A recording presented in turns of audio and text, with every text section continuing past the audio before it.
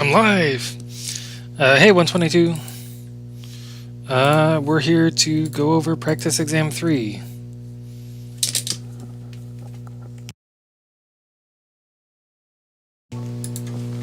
So let's do that.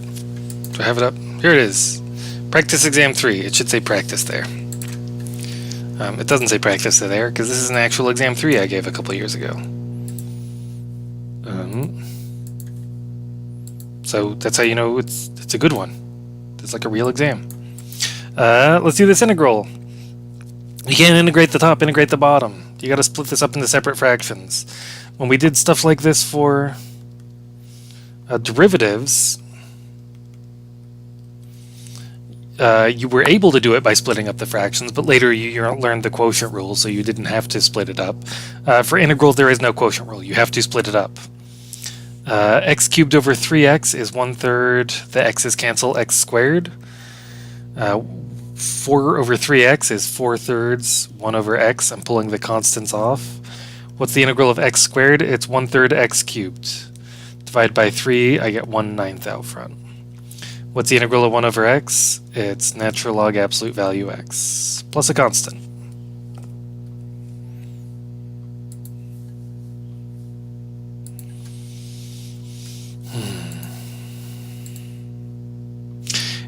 I'll tell you something, it is absolutely killing me that I know a really funny calculus joke that I've worked on. I tell it in every calculus class, so I've got a lot of practice telling this joke. And I can get big laughs, but you can't get big laughs when you're lecturing on the internet. So I can't tell the joke. And it's killing me. Not an integral. We're doing the integral. What's the integral of x to the 4/3? I need to add 1 to the exponent. 4/3 plus 1 is 7/3. Divide by that out front, I get a 3/7 out front. What's the integral of 3 to the x? It's 3 to the x. I gotta divide by natural log 3. What's the integral of sine x? Derivative of sine is cosine. The integral of sine is negative cosine. So the integral of negative sine is negative cosine is positive cosine. Plus, here's the place where I draw a little thought bubble and rewrite that as a power of 1/2. I need to add 1 to the exponent, divide by that new number out front. Plus c.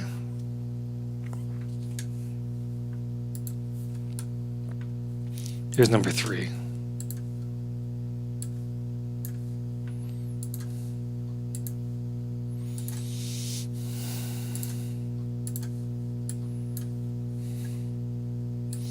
I have a definite integral. What's the integral of 1 over x squared? That means x to the negative 2. So to integrate it, I can use the power rule. Integral of x to the negative 2 is add 1, you get negative 1. Divide by that, you get negative 1 over negative 1 is just negative. Evaluate that from 3 to 6. I get negative 1 over x. Evaluated from 3 to 6 is negative 1 over 6 minus negative 1 over 3. 1/3 minus 1/6 is 1/6. I can rewrite that as 2/6 to get a common denominator. Negative 1 plus 2 is 1.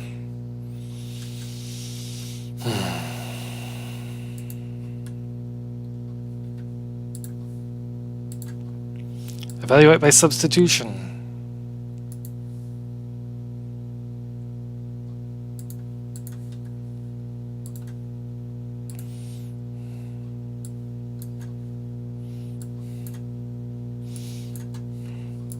It may take you a couple tries to get that a good choice of u is 1 plus 3 e to the x. You might be tempted to just use the 3 to the x, throw in the plus 1 because the derivative doesn't get any worse. If u is 1 plus 3 e to the x, the derivative of u is, what's the derivative of 1 plus 3 e to the x? The 1 goes away. 3, derivative of e to the x is just e to the x, dx. I have the e to the x, I have the dx, I don't have a 3, I wish I had a 3. This is the place I like to push a 3 in and pop a 1/3 out. I've added a 3 and a 1/3, those cancel, so I haven't changed the problem. So this does equal the original problem. And now the substitution goes smooth. That's a u on bottom. 3 e to the x dx is all du on top. I'm integrating 1 over u. What's the integral of 1 over u? It's natural log absolute value of u. What was u? U was 1 plus 3 e to the x. Here I did a slightly nice thing for the problem. E to the x is positive. You triple it and it's still positive. Add 1, that's still positive. Everything inside those absolute values is positive, which means you don't need those absolute values. Which means if you forgot to put the absolute values, I can still not take off a point, because these are the same answer. Either of these is correct, but try and remember the absolute values. This is sort of an issue of if you're checking, like there are multiple choice things in Wiley Plus where sometimes they don't put the absolute values, and you're like, how come that's not wrong? Because they're missing those absolute values. Check if the thing inside the absolute values is just always positive. Because if something is always positive, taking its absolute value doesn't matter. What do we got next? We got a substitution part problem.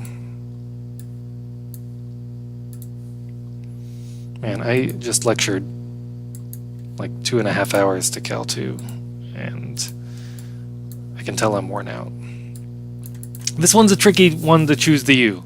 The obvious choice for u is natural log x, or it's not obvious, but once you see it, it becomes clear that it works, because the derivative of that is 1 over x dx, which is, hey, all that stuff is 1 over x dx. This becomes the integral of log x is just u now, and 1 over x dx is everything else is du. A lot of students go brain fart when they see here, what's the integral of u? How do I do that? It helps if you write the exponent of 1 there, and remember the power rule works on a power of 1. This is just u to the 1. Its integral is u to the 2 divided by 2. What was u? U was natural log x. I get this.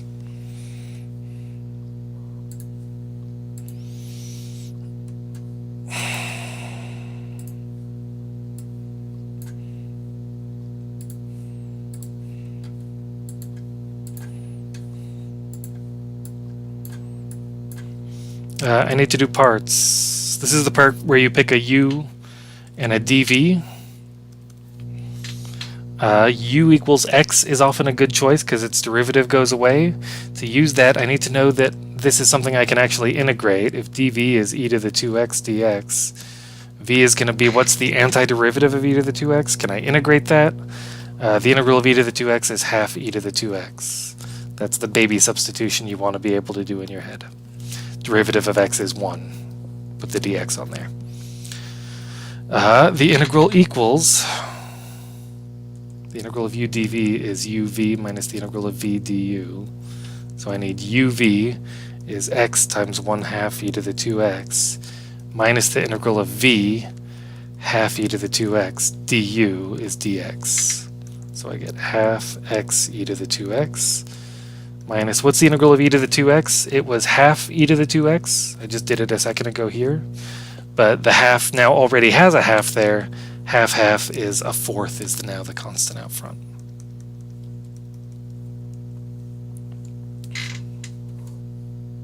Cool. Evaluate by parts.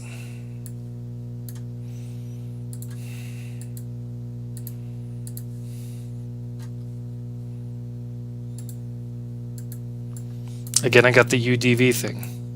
Last time we liked letting x be u. This is the case where x equals u is the wrong way to go. I want u to be natural log x. U loves being natural log x. Because you know how I said the derivative of u goes away? The derivative of natural log doesn't go away, but its derivative doesn't have a natural log x in it anymore.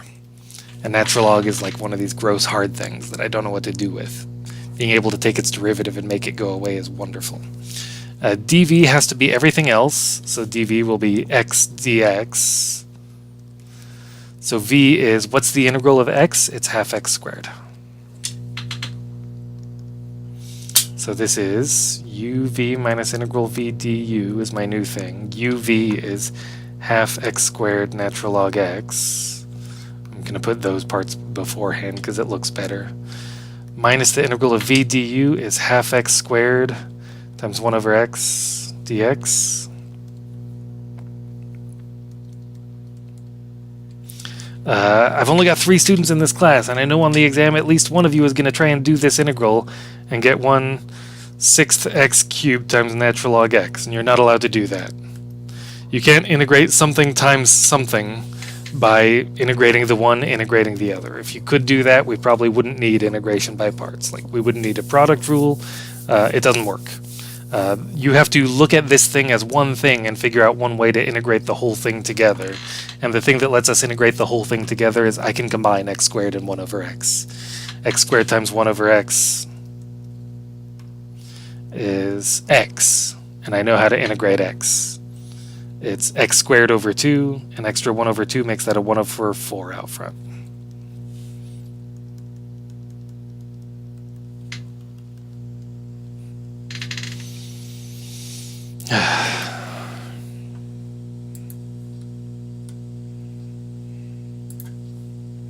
Find the average value of this over this interval.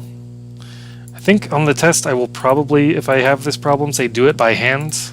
That's part of the point, is being able to integrate the thing by hand. The thing we want to do is, it's the integral from -1 to 5, and we need to divide by the length of interval. 5 minus -1. 5 minus -1 is 6. The integral of x squared is 1/3 x cubed. I need to evaluate that from -1 to 5.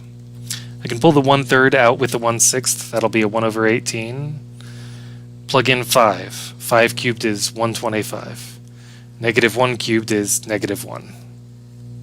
I'm getting 126 over 18. Does that reduce? It reduces at least by 2. That'll be 63 over 9. Oh, this is 7. That's a whole number. Weird. It's not that weird. Numbers be numbers, man. 9. I got a supply and demand curve. This is a pretty easy version of the problem where you didn't actually have to, like, I didn't give you the formulas for the functions. We're just estimating it from the picture, which is kind of nice. Like, you can prove you get the idea without getting bogged down in the details of it.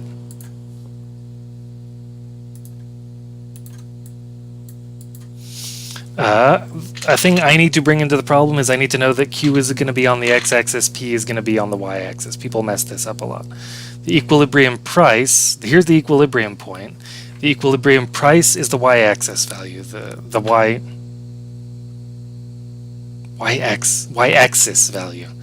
I said y-axis and I couldn't remember what I was trying to say. I got stuck on axis. The equilibrium price is $10. Did they ask for the equilibrium quantity? They didn't, but it's going to be 600.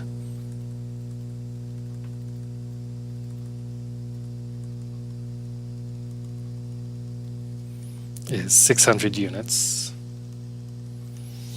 So, in a free market economy, this product would sell for $10 and would sell 600 units per whatever. Maybe are these annual sales? I don't know. Whatever. Estimate the consumer surplus and the producer surplus at this price. These are the things that are areas. These are integrals. This one is the demand is the one that goes down. So this is consumers. This area is the consumer surplus.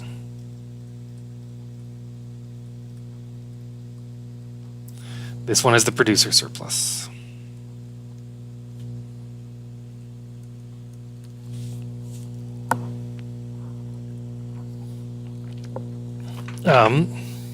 The consumer surplus is a triangle. I know how to find the area of a triangle. I don't have to count squares. It's got a height of 5 and a base of 600. So the consumer surplus is about 1/2 base times height is half of 600 times 5 is 300 times 5 is $1,500. The producer surplus is about, this one is not a triangle, and I shouldn't try and estimate it with a triangle. This is probably a place where I should be counting the boxes. This is 1, 2, 3, 4, 5 by 1, 2, 3, 4, 5. So this will be 25 little boxes. 25, 25, 25. I don't have all of these ones. So let's see, how many... Let's just smush all these together and say that this part is 100 boxes.